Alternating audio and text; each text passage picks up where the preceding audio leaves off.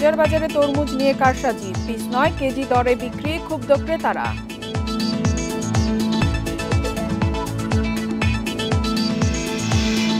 চট্টগ্রামে রোজায় খোলা সয়াবিন তেলের দাম বেঁধে দিল টাস্কফোর্স, তদারকি হবে মিল ও মাঠ পর্যায়ে।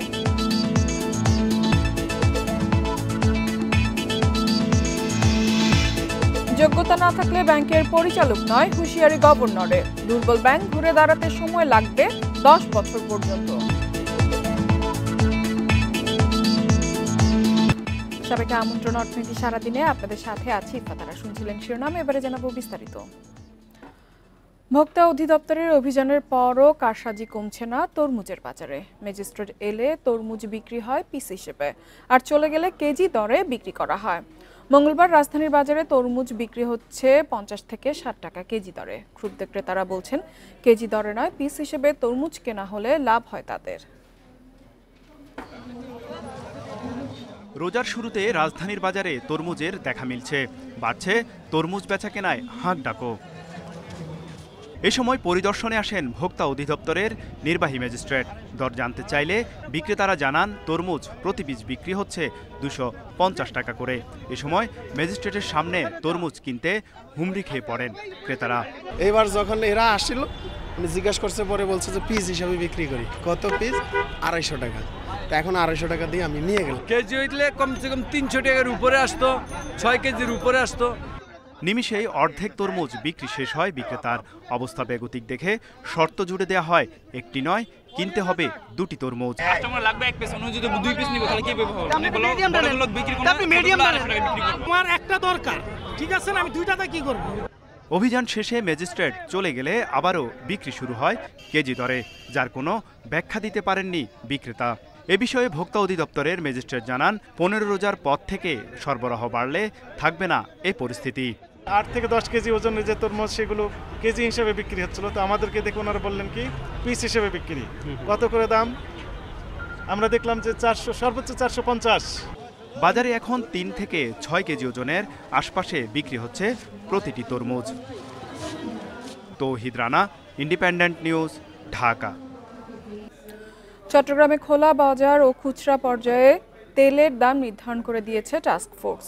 দুপুরে চট্টগ্রাম সার্কিট হাউসে টাস্কফোর্সের সভা শেষে এই সিদ্ধান্ত নেওয়া হয়। টাস্কফোর্সের সভা শেষে চট্টগ্রাম সিটি কর্পোরেশনের মেয়র ডক্টর সাদাত হোসেন জানান, 10 এপ্রিল পর্যন্ত চট্টগ্রামে খোলা সয়াবিন তেল লিটারে মিল পর্যায়ে 153 টাকা এবং খুচরা পর্যায়ে 160 টাকায় বিক্রির সিদ্ধান্ত নেওয়া হয়েছে। পাশাপাশি বাজারে তেলের সরবরাহ নিশ্চিত করতে মিল মালিকদের ডেলিভারি অর্ডারের উল্লেখিত দিনে ডিলারদের কাছে সরবরাহ করতে বলা হয়েছে।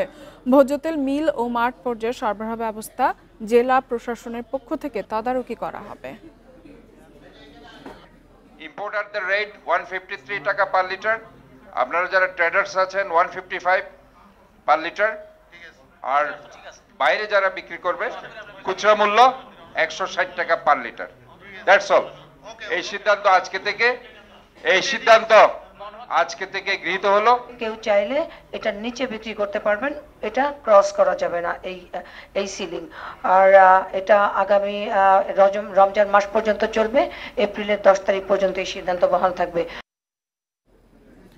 যে কেউ চাইলেই ব্যাংকের পরিচালনা পর্ষদে বসতে পারবে না। যোগ্যতার ভিত্তিতে ব্যাংকের পরিচালক নিয়োগ করা হবে বলে জানিয়েছেন বাংলাদেশ ব্যাংকের governor doctor Ahsan H Mansur.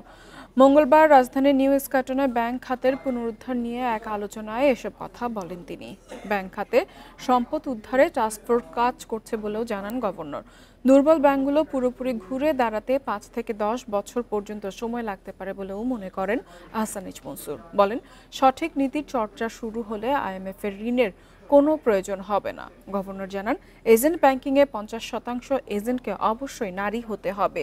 শীঘ্রই এমন আদেশ জারি করবে বাংলাদেশ ব্যাংক। এ সময় ব্যবসায়ীদের চাপে সুদের হার কমানো হবে না বলেও জানান গভর্নর। সেই গুণাবলীটিকে আমাদের নিয়ে আসতে হবে, তারপরে যদি ওনার হয়ে যোগ্য হয় হবে, ওনার হয়ে যদি যোগ্য না হয় হবে না। আমরা চাই না হাউস ওয়াইফকে বসিয়ে দিচ্ছে, মেয়েকে বসিয়ে দিচ্ছে, মুখে বসিয়ে দিচ্ছে উইদাউট প্রপার কোয়ালিফিকেশন, এই ছাড়াই হয়ে যাচ্ছে।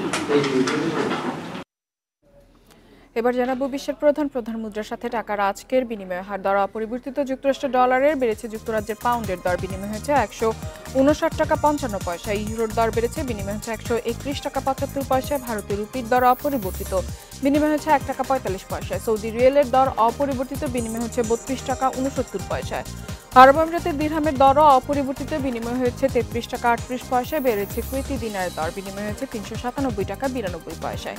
এছাড়া মালয়েশিয়ান রিঙ্গিতের দর অপরিবর্তিত, বিনিময় হচ্ছে 27 টাকা 46 পয়সায়। আর এই ছিল অর্থনীতি সারাদিনের আজকের আয়োজনে। আমন্ত্রণ আমাদের পরবর্তী সঙ্গে।